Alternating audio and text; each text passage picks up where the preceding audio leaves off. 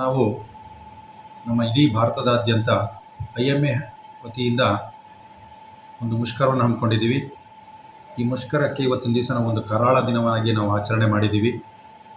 ಇಡೀ ದೇಶದಾದ್ಯಂತ ಇಡೀ ಪಶ್ಚಿಮ ಬಂಗಾಳದಲ್ಲಿ ನಡೆದಂಥ ಒಂದು ದುರ್ಘಟನೆ, ಒಬ್ಬ ಸ್ನಾತಕೋತ್ತರ ವೈದ್ಯ ವಿದ್ಯಾರ್ಥಿನಿ ಮೌಮಿತಾ ಅವಳ ಮೇಲೆ ನಡೆದ ಅತ್ಯಾಚಾರ ಹಾಗೂ ಬರ್ಬರವಾಗಿ ಅವಳನ್ನು ಹತ್ಯೆ ಮಾಡಿ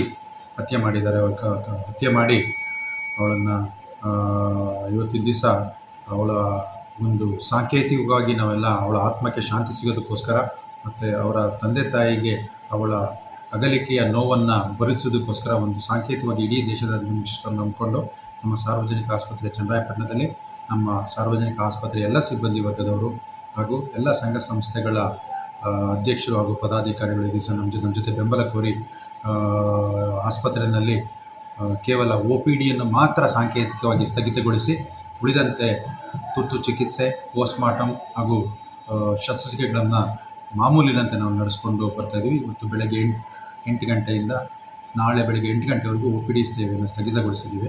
ಇದೊಂದು ಬರ್ಬರ ಹತ್ಯೆ. ಆಕೆಗೆ ನಮ್ಮ ಎಲ್ಲ ಸಿಬ್ಬಂದಿ ವರ್ಗದವರು ಕೂಡ 1 ನಿಮಿಷ ಮೌನಾಚರಣೆ ಕೂಡ ಮಾಡಿದ್ದೇವೆ. ಇದು ಏನಾಗಿದೆ ಅಂತ ಹೇಳಿದರೆ, ಅನೇಕ ನಮ್ಮ ದೇಶದಲ್ಲಿ ಜಾತಿ ಅಂತ ನಾವೆಲ್ಲ ಹೋರಾಟ ಮಾಡ್ತಿದ್ವಿ. ಯಾವುದೇ ಜಾತಿಗಳನ್ನು ಬರೀ ಹೋರಾಟ ಮಾಡದೇ ನಮ್ಮಲ್ಲಿರ್ತಕ್ಕಂಥದ್ದು ಮಾನವ ಜಾತಿ ಒಂದೇ, ಅದರಲ್ಲಿ ಹೆಣ್ಣು ಒಂದು ಮತ್ತೊಂದು ಗಂಡು. ಸೊ ನಾವು ಹೆಣ್ಣಿಗೆ ಅತ್ಯಂತ ಶೋಷಣೆ, ಇದು ಶೋಷಿತ ವರ್ಗ, ಮಹಿಳಾ ವರ್ಗ ಅಂದರೆ ಈಗ ನಮ್ಮಲ್ಲಿ ಬೇರೆ ಜಾತಿ ಅಲ್ಲ, ಶೋಷಿತ ವರ್ಗ ಅಂದರೆ ಮಹಿಳೆಯರು ಮಾತ್ರ. ಯಾಕೆಂದರೆ ಅವರ ಮೇಲೆ ನಿರಂತರ ಶೋಷಣೆ ನಡೀತಾ ಇದೆ, ಭ್ರೂಣ ಹತ್ಯೆ ಕೂಡ ನಡೀತಾ ಇದೆ.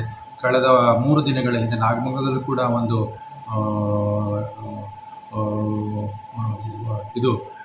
ಸ್ಕ್ಯಾನ್ ಕೂಡ, ಒಂದು ಸೆಕ್ಸ್ ಸ್ಕ್ಯಾನ್ ಕೂಡ ಒಂದು ಸಿಕ್ಕಿದೆ. ಅದು ಹೆಣ್ಣು ಮಗುವನ್ನು ಪತ್ತೆ ಮಾಡಿ ಅದನ್ನು ಅಬಾರ್ಷನ್ ಮಾಡೋ ಒಂದು ಕೂಡ ಈಗಲೂ ನಡೀತಾ ಇದೆ.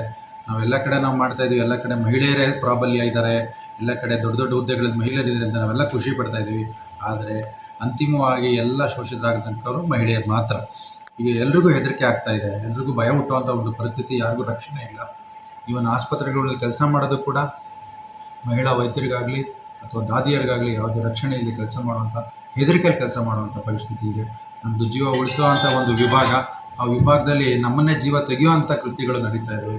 ಈ ದಿನಗಳಲ್ಲಿ ಎಲ್ಲರೂ ಒಂದು ಕಾನೂನಿನ ಚೌಕಟ್ಟಿನಲ್ಲಿ ಒಂದು ಉತ್ತಮವಾಗಿ, ಒಂದು ಸ್ಟ್ರಿಕ್ಟಾಗಿ ಈ ಕಾನೂನನ್ನು, ನೆಲದ ಕಾನೂನನ್ನು ಸ್ಟ್ರಿಕ್ಟಾಗಿ ತಂದು ಎಲ್ರಿಗೂ ರಕ್ಷಣೆ ಕೊಡಬೇಕು. ಒಂದು ಜೀವ ಉಳಿಸೋ ಕಾರ್ಯಕ್ರಮವನ್ನು ನಾವು ಮಾಡ್ತಾಯಿದ್ದೀವಿ. ಅದಕ್ಕೆ ಒಂದು ಗೌರವ ಕೊಡಬೇಕು ಅಂತ ಈ ಸಂದರ್ಭದಲ್ಲಿ ನಾನು ಹೇಳೋಕ್ಕೆ ಇಷ್ಟಪಡ್ತೀನಿ. ಎಲ್ಲ ಸಾರ್ವಜನಿಕರು ಕೂಡ ಯಾವುದೇ ರೀತಿಯ ಸಾರ್ವಜನಿಕರಿಗೆ ತೊಂದರೆ ಕೊಡುವಂಥ ಒಂದು ಮುಷ್ಕರವನ್ನು ನಾವು ಹಮ್ಮಿಕೊಂಡಿಲ್ಲ. ಸಾರ್ವಜನಿಕರಿಗೆ ಈ ವಿಷಯದ ಬಗ್ಗೆ ಮಾಹಿತಿ ತಲುಪಲಿ ಅನ್ನೋ ಉದ್ದೇಶಕ್ಕೋಸ್ಕರ ಈ ಒಂದು ಸಾಂಕೇತಿಕ ಮುಷ್ಕರವನ್ನು ಹಮ್ಮಿಕೊಂಡು, ಅವರು ಕೂಡ ನಮ್ಮ ಜೊತೆಯಲ್ಲಿದ್ದು ನಮಗೆ ಸಹಕಾರ ಕೊಟ್ಟರೆ ಅವರ ಆರೋಗ್ಯ ನೋಡ್ಕೊಳ್ಳೋ ಜವಾಬ್ದಾರಿ ನಮ್ಮದಾಗಿರೋದ್ರಿಂದ ಅವ್ರಿಗೂ ಅದೇ ರೆಸ್ಪಾನ್ಸಿಬಿಲಿಟಿ ಇರ್ತದೆ. ನಮ್ಮನ್ನು ನೋಡ್ಕೊಳ್ಳೋವಂಥ ಜವಾಬ್ದಾರಿ ಕೂಡ ಸಾರ್ವಜನಿಕರಿಗೆ ಆಗಿರೋದ್ರಿಂದ ಎಲ್ಲರೂ ಸಹಕಾರ ಕೊಡಬೇಕು ಅಂತ ಹೇಳಿ